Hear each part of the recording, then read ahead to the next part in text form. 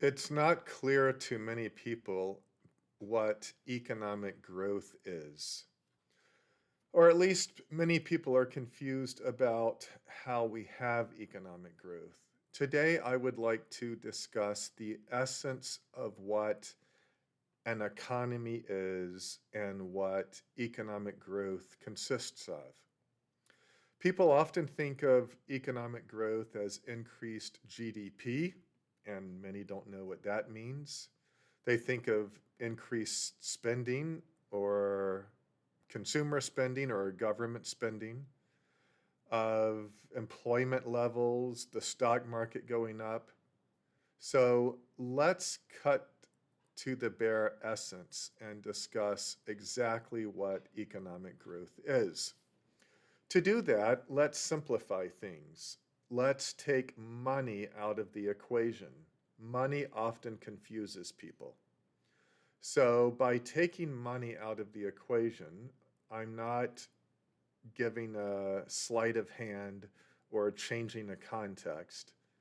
Money is merely, money represents goods and services. It represents production. And by the way, that's the answer of what an economy is. It's production. It's just making stuff. So in economics, we often, when we simplify things, we often talk of a barter economy where people are making, somebody will make bread, another person will make shoes, and they'll exchange. And that really is a good representation of what goes on in an economy because people are doing the same thing, except in a modern economy with money.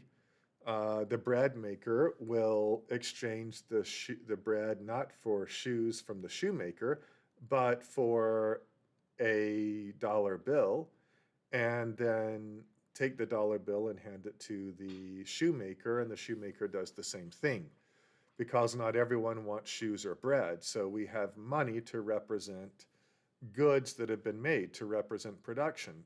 So money does represent production. It represents goods having been made. That's how it has purchasing power. That's what we use it for. So for this exercise, let's take money out of the equation. Well, if you take money out of the equation, an economy, especially a growing economy, well, an economy is producing goods and services, bread, shoes, medicines, homes, automobiles, you name it, and services. That's all it is. That is what an economy is. A growing economy is producing more of these goods and services each year, whether it's more of the same things or additional types of goods in addition to what has been produced. The total number is what counts, the total volume of goods and services. That is what a growing economy is. There is an expression in economics that says supply creates demand. That's called Say's law. Supply creates demand. It's a very valid law. It explains that if someone is creating a good, having created that good creates purchasing power. Because if you're a bread maker, you can exchange that bread for shoes or whatever else. So the supply, the bread, is simultaneously demand, the demand for other goods and services. So in that way, supply creates demand. So the way for anyone to be able to consume, to have a demand for something, is to create a supply, to contribute to the production process. We often talk about demand and think that it means, well, left-wing economists argue that all we need is demand to stir up production. That if we can increase the wants of things, that we'll just go and produce it. That's not how it works. We have to be able to have the ability to produce, To have the ability, we have to have the production process in place. We have to have capital. Um, Let me give you another view of production and capital. Imagine you're alone on a desert island, you and somebody else.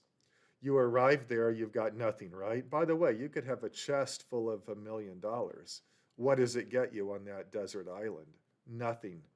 Doesn't get a single thing. You could burn the paper to make a fire because it has no more value than that, because you don't have the goods and services to make that money represent anything. If you had an economy on that island full of goods and services, then the money could represent those goods and services. Without the goods and services, it represents nothing. So you're there on that desert island. On day 2, you figure out you better start getting something to eat or you're going to starve to death. So you start catching fish, but they're slippery and slimy and the waves are coming. It's hard to catch fish. At best, you can catch 1 fish a day, let's say. Okay, so that's your living. That's your standard of living, 1 fish per day. Well, let's say you're able to save a couple of fish and spend a couple of days building a net. And with that net, you can suddenly catch 10 fish a day. Well, you have just increased your productivity by using technology, the net, by using capital, the saved fish, the stored, unconsumed fish, which represent prior production. So that is a microcosm of an economy. That is an economy. That is what economic growth is. And so in an economy, you see, we need that unconsumed production, in that case, the fish. We need saved prior production to sustain us and to use as investment in other areas to create the technology and the increased production. Watch Shark Tank, and you have all these entrepreneurs there that can create so much more if only they had capital, if they had saved production.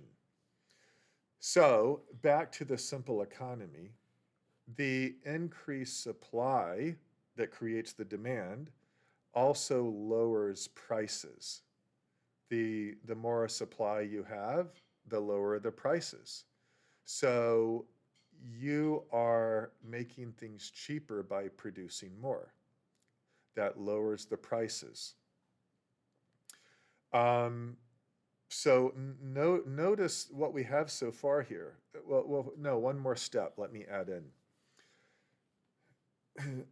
In an economy, in order to become wealthy and make a lot of money so that you can have a lot of purchasing power with which to buy other things, you have to provide a lot of supply.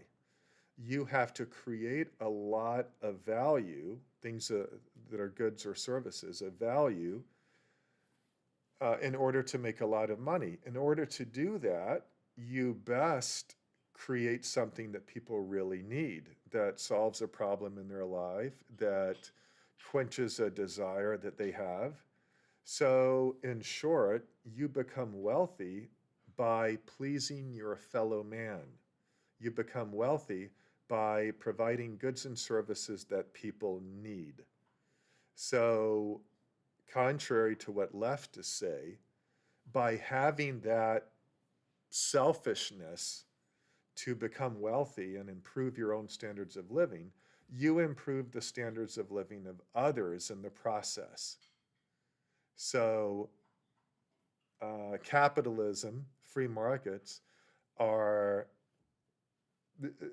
the best thing that can be done to help society, to help your fellow man, to help the poor.